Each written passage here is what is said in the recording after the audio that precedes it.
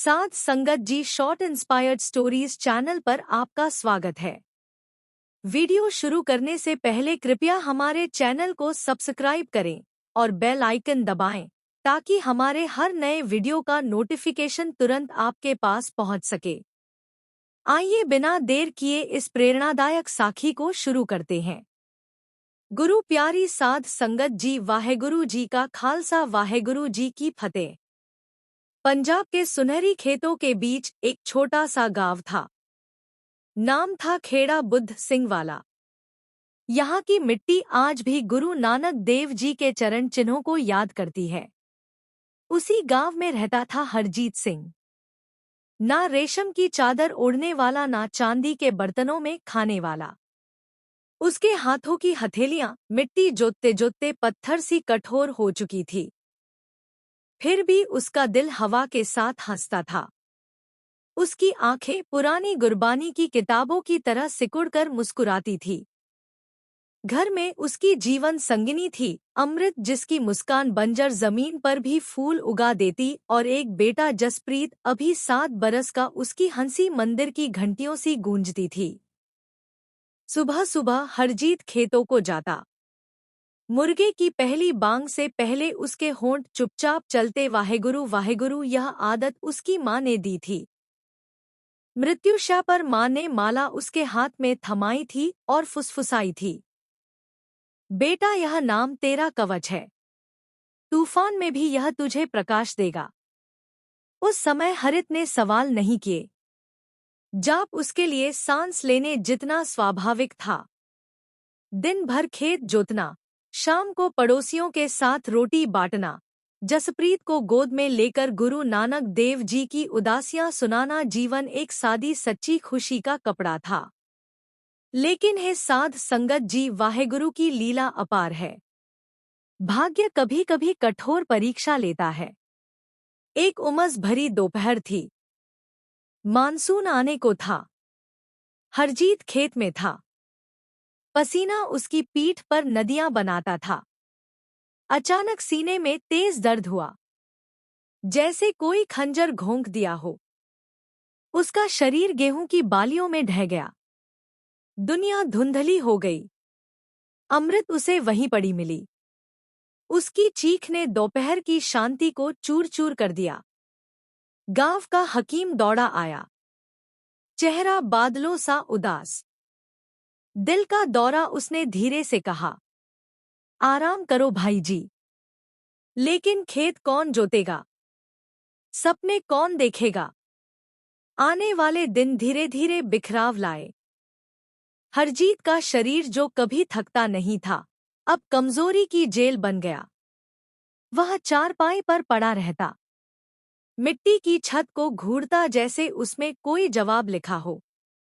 दर्द आता जाता व्यास नदी की बारसा। लेकिन दर्द से भी बड़ा था असहाय होना। अमृत के हाथ कांपते जब वह खिचड़ी खिलाती। उसकी आंखें रातों की चुपचाप अरदास से लाल। छोटा जसप्रीत पिता के पैरों से लिपट कर रोता, पापा उठो ना, कौन मेरे साथ पतंग उड़ाएगा? हर शब्द हरित के सीने में खंजर सा, गांव वालों ने जैसे गांव करते हैं एकजुट होकर सहारा दिया। दाल सब्जी आई, प्रार्थनाएं धूप पत्ती की खुशबू बनकर घुली, लेकिन शाम की छायाओं में फुसफुसाटे भी आई। श्रापित है, उसके चचेरे भाई को भी तो 1 महीने में ले गया था। हरजीत का विश्वास, वह शांत ज्योति अब झपकने लगा रात के अंधेरे में। वह सोचता, मुझे क्यों वाहेगुरु। माला खिड़की पर भूली पड़ी थी, धूल जमा करती। जाप उसकी जीभ पर सूख गया। एक रात उसने अमृत से कड़वाहट से कहा, अगर नाम इतना शक्तिशाली है तो अच्छे लोगों को दुख क्यों? यह चुप्पी हमारा मजाक क्यों उड़ाती है? अमृत का दिल 1000 बार टूटा। लेकिन वह ग्रंथी की बेटी थी। स्वर्ण मंदिर की छाव में कीर्तन की धुन पर पली थी। हर सुबह वह हरजीत के पास बैठती, उसकी हथेली पर उंगलियां फेरती और धीरे से कहती, जी, नाम द्वार पर भिखारी नहीं, यह भीतर की नदी है, तुम बस पैर डुबो दो। लेकिन शब्द हताशा के बहरे कानों पर गिरते रहे। जसप्रीत सब देखता, उसकी छोटी आंखें सब पी जाती। बहुत छोटी उम्र में सीख गया कि प्रेम भी गहरी चोट दे सकता है। फिर एक संध्या आई जब आकाश नारंगी से बैंगनी मेंगा। एक भटकता साधु गांव में आया, बूढ़ा फटे वस्त्रों वाला, आंखें गुरु नानक की उदासियों सी गहरी। उसके पास सिर्फ गुरु ग्रंथ साहिब की घिसी हुई पोथी और एक टिन का हारमोनियम था। उस श्याम प्राचीन बरगद के नीचे उसने कीर्तन शुरू किया।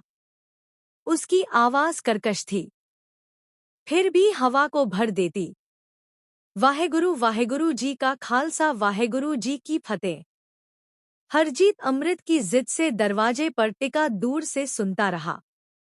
पहले तो सिर्फ ध्वनि थी, लेकिन फिर कुछ हुआ।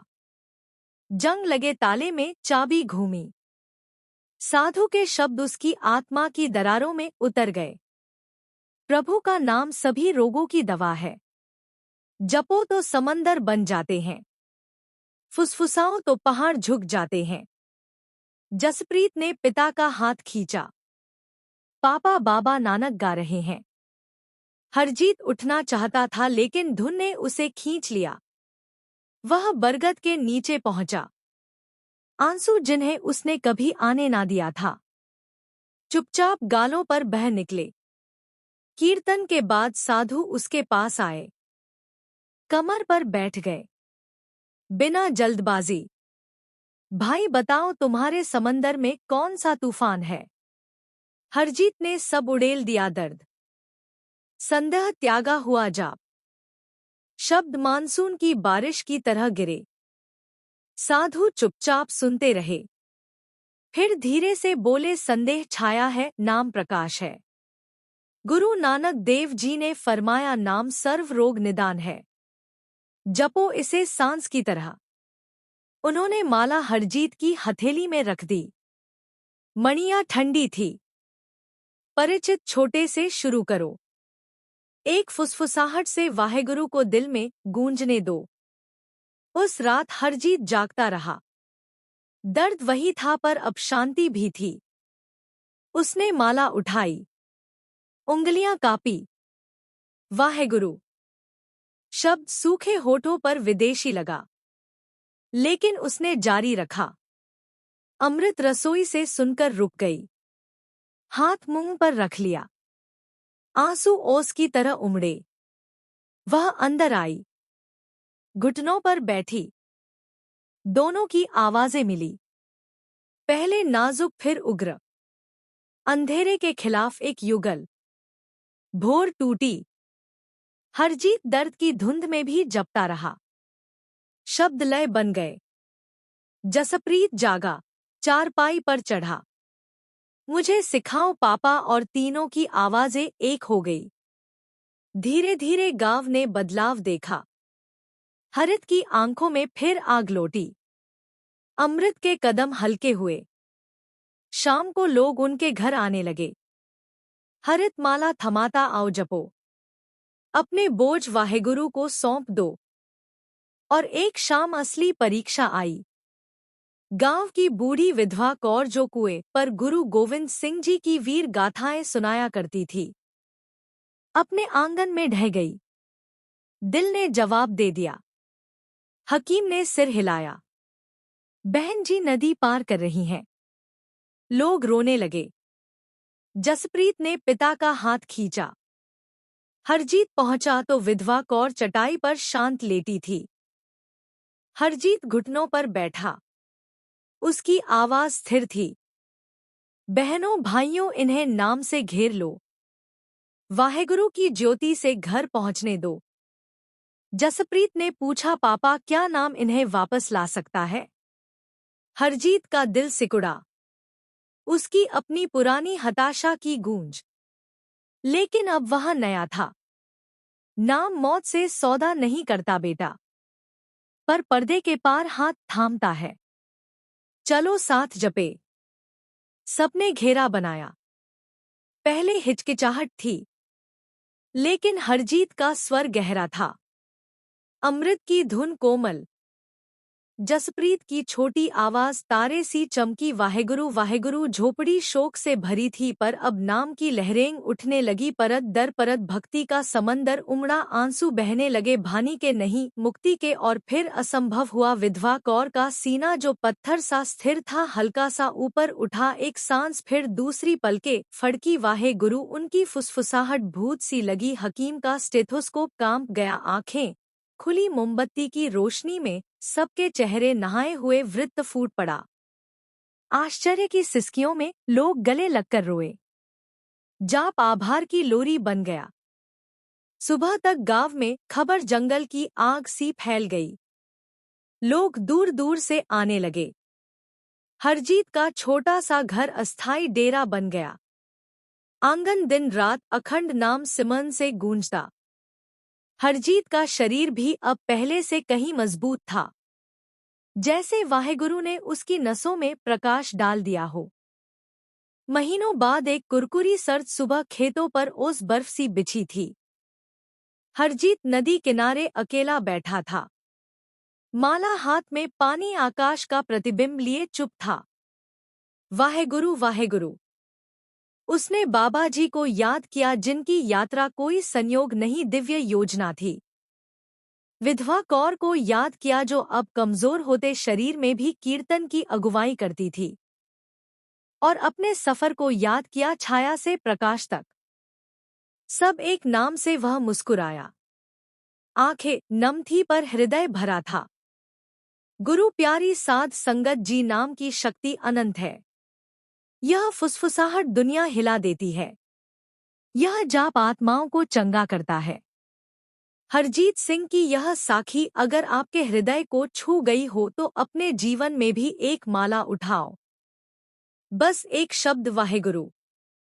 देखो कैसे तूफान शांत हो जाते हैं, कैसे अंधेरे में प्रकाश उतर आता है। तो फिर मिलते हैं अगले वीडियो में, नई साखी, नई प्रेरणा और नई आशा के साथ। सत श्री अकाल। अगर आपको यह साखी अच्छी लगी हो तो इसे लाइक करना न भूलें और इसे ज्यादा से ज्यादा शेयर करें, ताकि नाम जप की शक्ति के बारे में ज्यादा से ज्यादा संगत को जानकारी मिले।